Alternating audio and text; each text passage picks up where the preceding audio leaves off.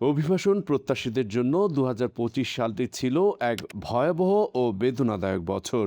নিরাপদ জীবনের স্বপ্ন নিয়ে বিভিন্ন পথে যাত্রা করা হাজারো মানুষ শেষ পর্যন্ত আর গন্তব্যে পৌঁছাতে পারেননি। অভিবাসন পথে ২০২৫ সালে প্রায় ৭,৯০০ মানুষের মৃত্যু হয়েছে।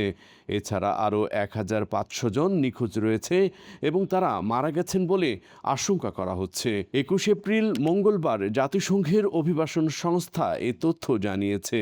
আন্তর্জাতিক অভিবাসন সংস্থার মিসিং মাইগ্রেন্টস প্রজেক্ট ২০১৪ সাল থেকে অভিবাসনের সময় ৮০,০০০-এরও বেশি মৃত্যু ও নিখোঁজের ঘটনা নথিভুক্ত করেছে বলে জানায় আইওএম।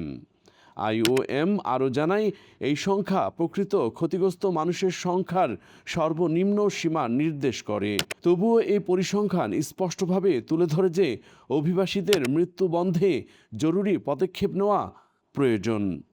বিশেষজ্ঞরা জানান, মানব পাচার, চক্রের ফাঁদ, বিপজ্জনক রুট এবং নিরাপদ অভিবাসনের অভাব সব মিলিয়ে এই যাত্রাগুলো অনেক সময় পরিণত হয় মৃত্যুর মিছিলে। উন্নত জীবনের আশায় শুরু হওয়া যাত্রা শেষ পর্যন্ত অনেকের জন্য হয়ে ওঠে জীবনের শেষ অধ্যায়।